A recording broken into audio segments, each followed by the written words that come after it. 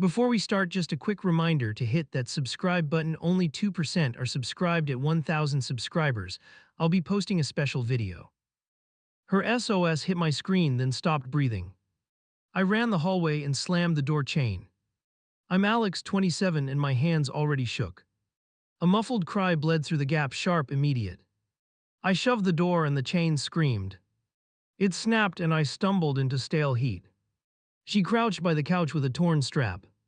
Hair stuck to her cheek, eyes locked on mine. "Back up," her voice rasped, thin but firm. She braced on one knee and flinched hard. No one else in sight, shadows lied anyway. My throat closed and my pulse hammered louder. I scanned for movement: kitchen, hallway, balcony. A shoe lay twisted near the coffee table. Her phone buzzed face down, one new preview. 3 dots pulsed, then froze in the silence. "Are you hurt?" My voice broke, barely a question. Her fingers shook against the couch, knuckles white. "Don't touch me," she swallowed and stared past me. My chest burned and I steadied on anger. Footsteps thudded outside, the neighbor's door cracked. A hand with a phone hovered in the gap. "Help is coming," breath rushed and the door shut. I locked the deadbolt, too late, still necessary. Her gaze fell to the phone, then away. A name showed in the preview, just one letter. Message banner brightened again, meet spot still good. I reached and stopped, my hand hanging dumb. "Tell me if he's here," words tasted like metal. She shook her head once and winced hard. "Gone," her mouth trembled, eyes stayed glassy. Air thinned and the room shrank around us. Sirens rose, distant at first, then close. She pulled the torn strap up with a hiss. A bruise bloomed at her collar, new and ugly.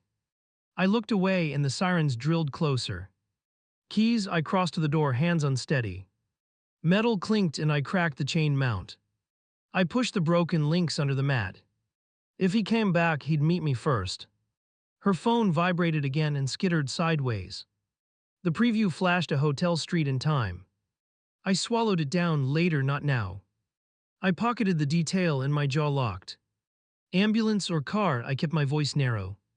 She stared at the floor, breathing slow, measured. "Ambulance," she nodded once, decision made clean.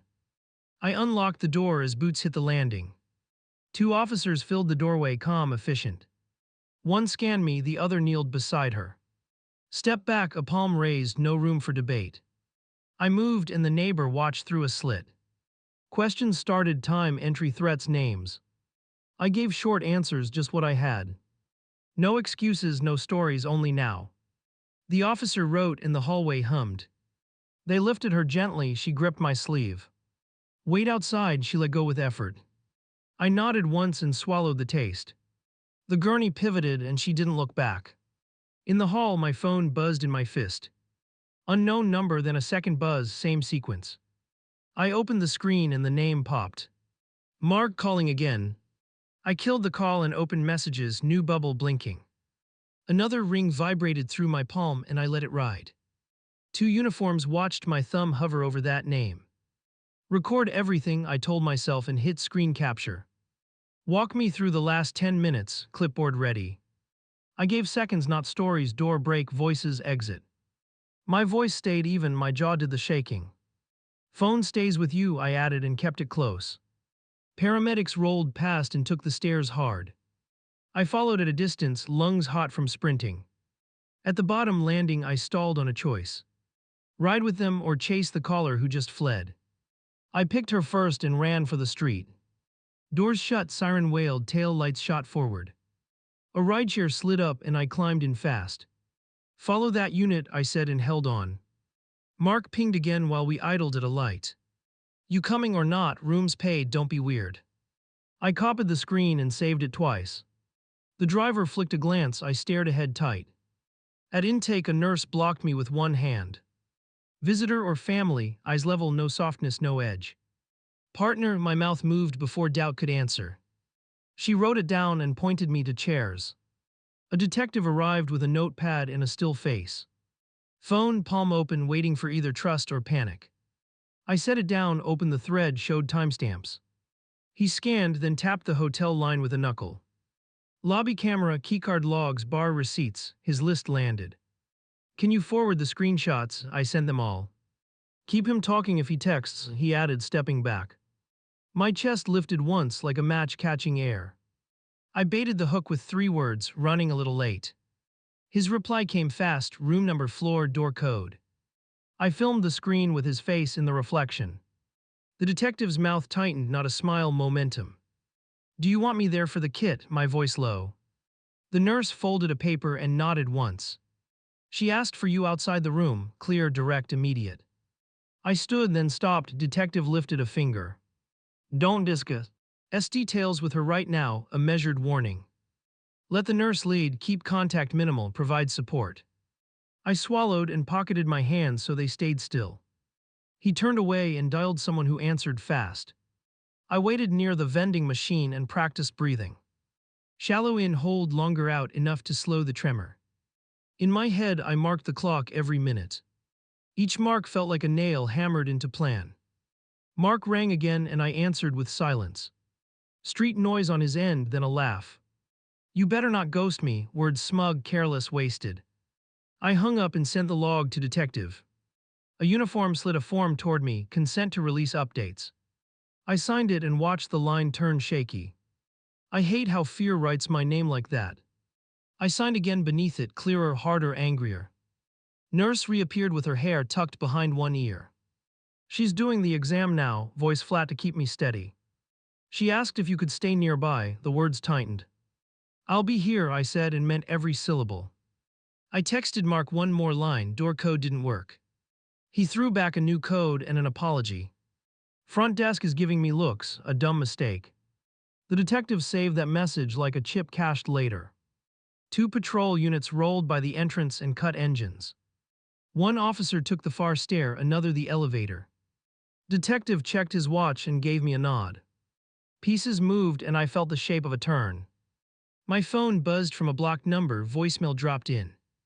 I opened the transcript because my hands refused audio. You talked to cops and we're both done.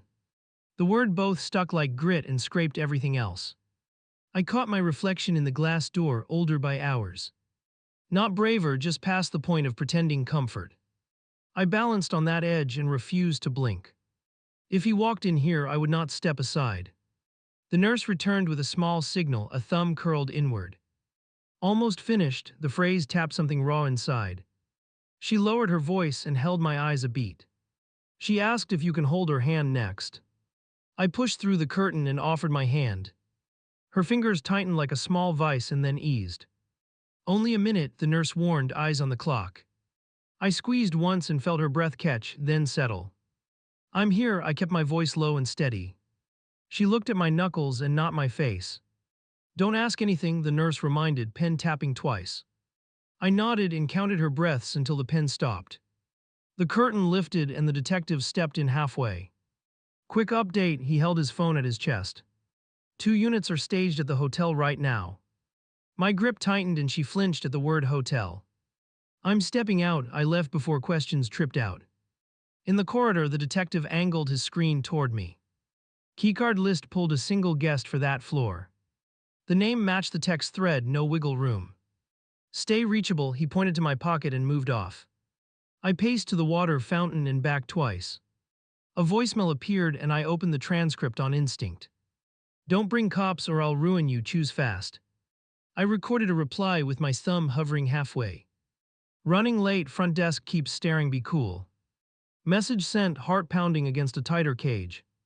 3 dots flickered and vanished like bait sinking. A tech walked up holding a labeled envelope. Clothes bagged, photos done, timeline locked, she reported flat. I swallowed relief and felt it change into something heavier. Proof narrows choices and choices cut clean. The nurse waved me in with a small tilt. She sat upright and reached toward my sleeve without speaking. Do you want quiet or music? The nurse offered gently. Quiet, she whispered, and her shoulders dropped a fraction. I stood beside the bed and anchored both feet.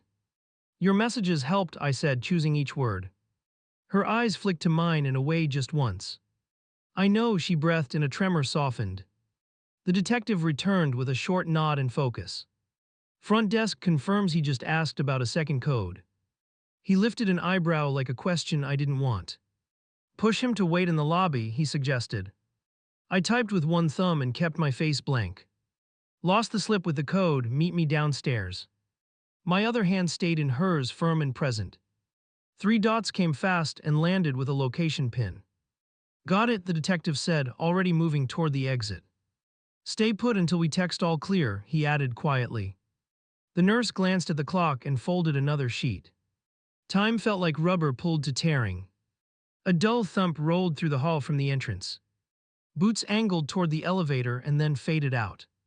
I tasted copper and realized I had bitten my lip. I wiped it with the back of my hand, waiting. Her shoulders lifted once like bracing for a wave. Will you come to the statement room after? Barely a voice. Yes, I answered, and the word felt lick. A pledge. She nodded and stared at the blanket corner, unblinking. My phone shivered with a text and a photo. A lobby frame captured him glancing past a potted tree. Orange wristband from a bar glowed on his arm.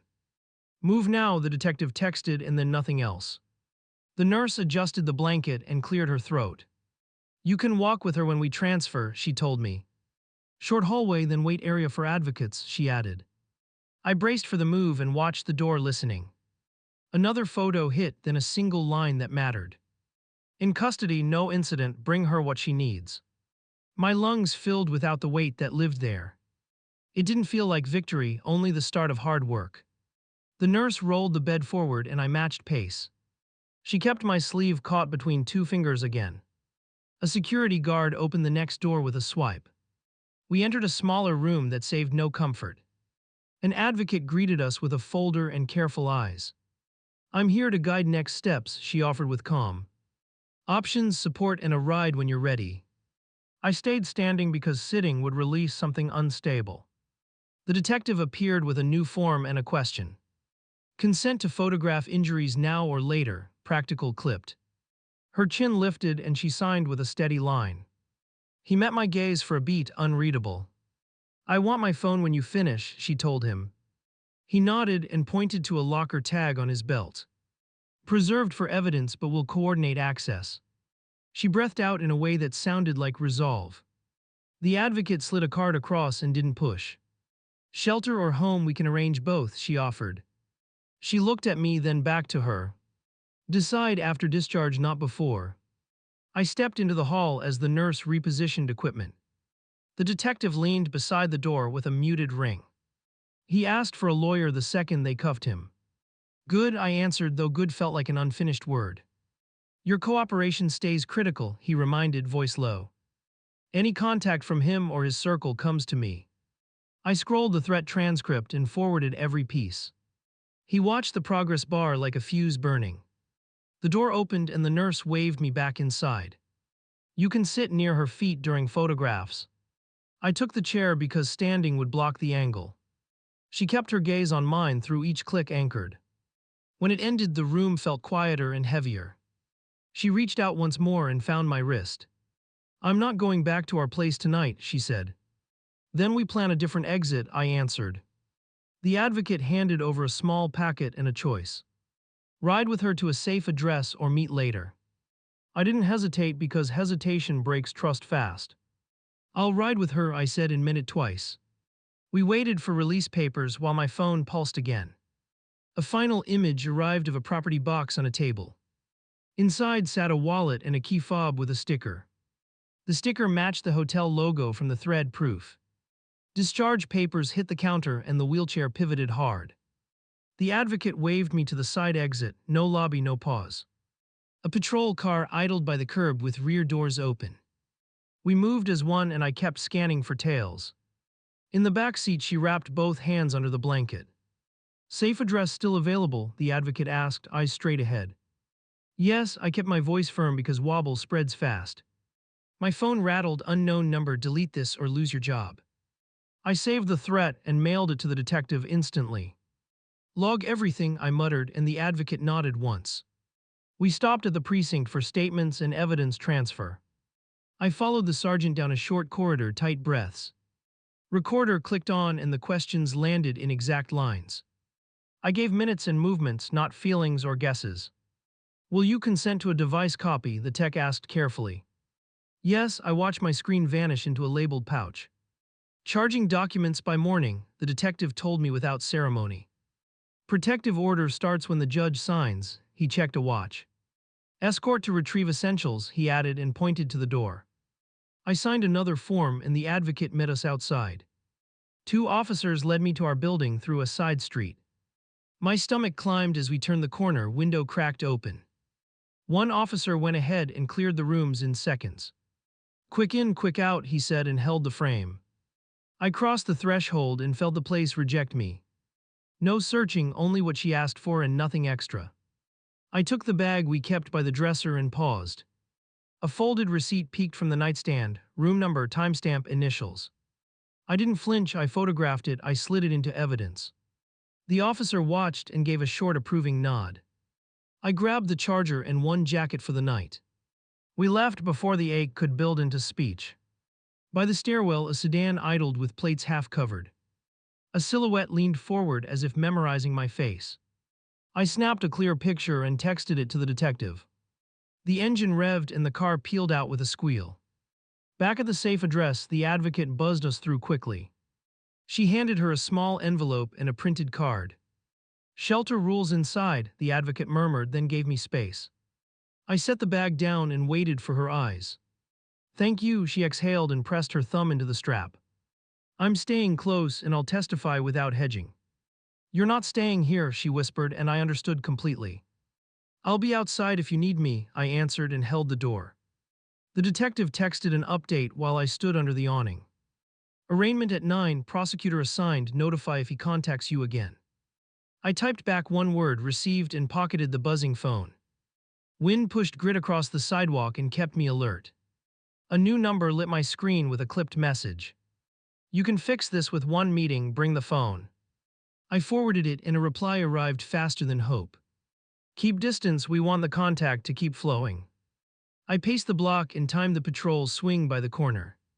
A cat darted under a gate and vanished without sound. The building door opened and the advocate stepped outside slowly. She's asking for space tonight, she said, and I nodded. I'll sleep in the lobby chairs, I told her without hesitation. I can arrange a cot, she offered, and I refused. I wanted noise and cold air to keep my brain honest. She understood and slid a bottle of water into my hand. Near midnight, the detective called with a drained voice. Bail recommended with strict conditions, we're pushing for hold. Understood, I answered and stared at the street until ringing stopped. I braced for the next thing because the next thing always arrives. It arrived before dawn as a blunt notification from the court portal. Released on bond, ankle monitor ordered, protective order pending service.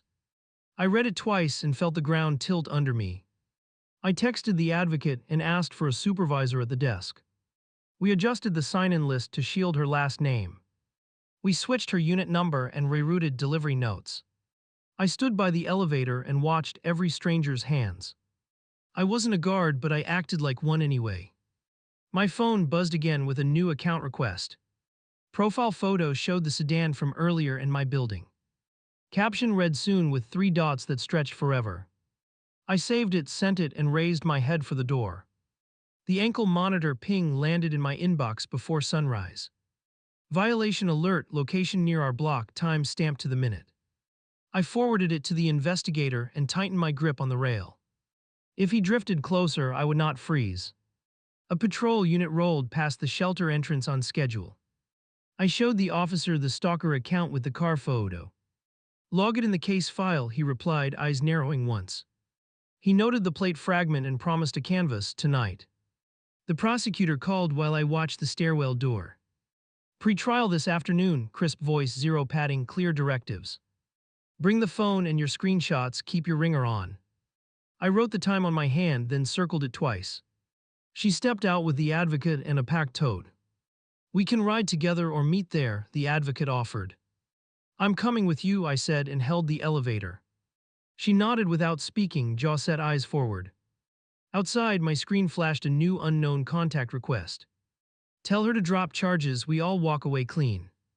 I captured the threat and sent it to the case mailbox. The advocate caught my look and raised an eye. Brow understood. At the courthouse door, security scanned the tote and paused. They waved us through and stamped 2 passes fast. The investigator met us by the benches with clipped updates. Video pulled, bar bracelet matched, hotel records preserved. Inside the conference room, the prosecutor spread 3 photos. Lobby stills, elevator frame, front desk log with his signature. She studied them, then the advocate's pen touched the form. "I want the order permanent," she told the room steady. My turn came with a recorder and 2 chairs. "State the timeline," from the text, "invite forward." I kept it tight, pings, screenshots, lobby lure, arrest. I left feelings for later, and later was heavy. We waited in the hall until our case number popped. He walked in, cuffed, hair flattened, eyes scanning for exits. His lawyer leaned close and whispered into a stiff ear. He glanced past the rail and then spotted me locked. "Look at the judge," the bailiff warned, palm raised toward him. The calendar moved briskly, then our line reached the front. The prosecutor requested no contact, GPS, and a curfew. The defense asked for leniency, claiming confusion and booze. The judge watched the screen while the clerk read conditions. "Violations will detain you, do you understand?" Firm, plain, final. A nod from him, reluctant, then a glare toward the table. The gavel tapped once, and air thinned like an elevator drop. Outside the courtroom, he stared through glass as deputies steered him. My phone buzzed with a voicemail transcribed to 1 sentence. "You ruined my week, I'll ruin your life." I flagged it and handed the device to the investigator. We regrouped in the hallway with the advocate close. "Do you need a ride back or a different stop?" "Different stop," she answered and looked at me measured. "I'll help get you there," I said and meant it. In the rideshare, silence held until the first turn. "I can't go home with you after this," she managed. "I know," I said and felt something unclench. "I'll still show up for court," without hesitation. Her shoulders fell an inch, then squared for the next step. "We end as a couple," I added, carefully and clean. "I stay as a witness and a decent human." She blinked twice and gripped the strap, agreement in silence. The driver dropped us on a quiet side street. The advocate led her inside and came back immediately. "She wants you to keep distance tonight, updates by text." "Done," I replied and stayed planted by the curb. My screen lit with a blocked number, then a photo. A shot of our apartment door with the peephole centered. Timestamp sat beneath it, 5 minutes old, wrong side of town. I forwarded everything, then dialed the building manager fast. "Lock change now?" I asked, voice iron flat. "Come with security," he answered and started moving keys. I reached the lobby and met 2 guards and a toolkit. We climbed without chatting, each step sharpening the plan. At my door, the top hinge showed fresh scrapes. No broken frame, just pressure marks and lifted paint. The manager swapped the core and added a stout plate. 1 guard posted near the stairwell while we tested latches. I packed a single bag and left the rest untouched. No souvenirs, no laps around rooms, no stare-downs with memories. On the counter sat the folded receipt I had bagged earlier. I checked the seal untouched, then locked up and walked. Halfway down the block, a sedan crept out of a shadow. Same plate fragment, same sticker on the rear glass. It rolled slow beside the curb, like deciding on courage. I lifted my phone and took 3 clear bursts closer. The engine jumped and the car jerked away. I sent the images and my location to the task force. A response came back with a green check and coordinates. "Units inbound, hold position, eyes open." I waited beside the bus stop and kept breathing measured. Sirens flowered in the distance and grew into a sharp edge. The sedan tried a turn and met a cruiser mid-block. Doors flew open, hands up, driver pinned clean and fast. The investigator called before they even closed the trunk. "Associate of the defendant," he confirmed, clipped and sure. "Phone shows drafts targeting you and her shelter." "Press charges," I answered and surprised myself with how calm. Back near the safe address, I texted the advocate a word. "Resolved," she replied with a time for tomorrow's follow-up. I pocketed the phone and leaned against the railing. Everything felt quieter, but nothing was settled yet. I woke to a calendar alert and a blocked call. Hearing moved up, courthouse in 1 hour, bring devices. I texted the advocate and the investigator on the thread. No one answered fast enough, so I started walking hard. A patrol cruiser pulled alongside and the window dropped. "Ride share," the officer offered, eyes scanning the block. I climbed in and forwarded last night's arrest report.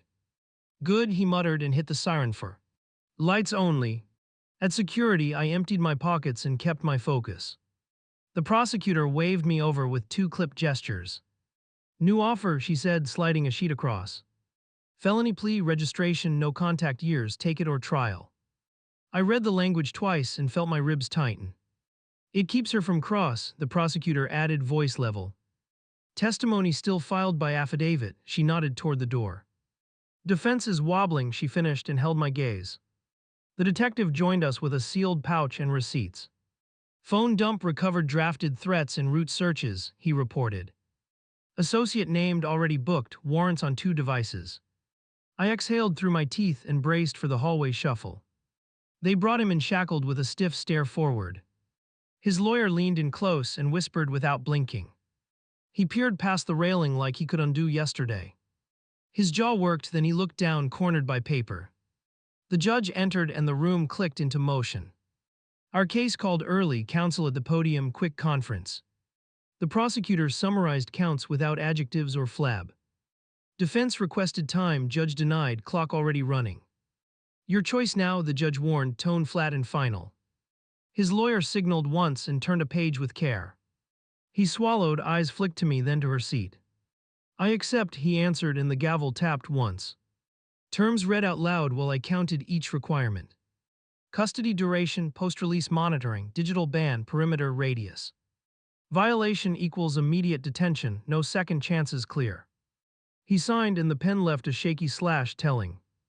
Outside, the advocate checked on her by text. She wants to avoid seeing him exit, the message flashed.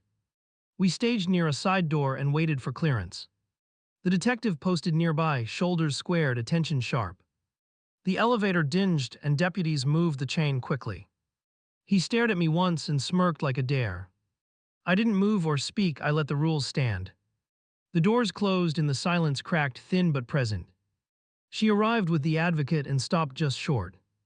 Done, I told her and kept my voice even. She studied my face as if measuring risk again. Good, she answered and released a breath she owned. We followed the prosecutor to a small interview room. Restitution paperwork, order copies, follow-up schedule, she summarized briskly. Victim impact statement optional at sentencing, she added. Her eyes softened 1 degree, then returned to business, needed. I'll write mine, she said, palm flat on the table. Keep it to choices and harm, the prosecutor advised. No speeches, no extras, just truth that guides. She nodded and folded the form with steady fingers. The detective handed me a property bag with my items. Keep your number on standby for any appeal, he instructed. Expect contact, attempts to drop off within days. I nodded and slid the bag under my arm, ready. We stepped into the corridor and faced the next fork. Same shelter or new placement, the advocate asked gently. New, she said, chin firm, decision clean and final. I signaled the elevator and watched the numbers crawl, listening. On the street, a rideshare coasted up to the curb. She climbed in first and set her tote between us. I need distance after today, she said without flinching. I respect that, I answered and kept my hands still. When sentencing lands, you'll be there, she asked, not begged. I'll be in the row behind you, quiet. Her mouth twitched, then steadied into something almost calm. Text updates only until then, she added, drawing a line. We reached the address and the advocate hopped out first. A staffer opened the door and checked a clipboard twice. Room ready, the staffer confirmed, voice controlled and practiced. She glanced back at me once, then disappeared, safe enough. I walked away slow and let traffic noise carry weight. My phone buzzed with a final court email, case status updated. Plea entered, sentencing set, protective order active for years. I stopped on the corner and felt my shoulders drop, finally. I texted the investigator one last note, available anytime. He thumbed back a short reply, appreciated, stay reachable. The prosecutor added a thumbs up and a calendar invite. The thread went quiet and I put the phone away. At my building, the new lock turned with a crisp click. I set the bag down and leaned against the wall. Not relief, not victory, just a path that doesn't lie. Tomorrow would bring statements and logistics and sleep, maybe. I wrote 3 lines for my own record before bed. I did what I could, I stood where needed. I will not mistake harm for love again. The words held, and for once I did too.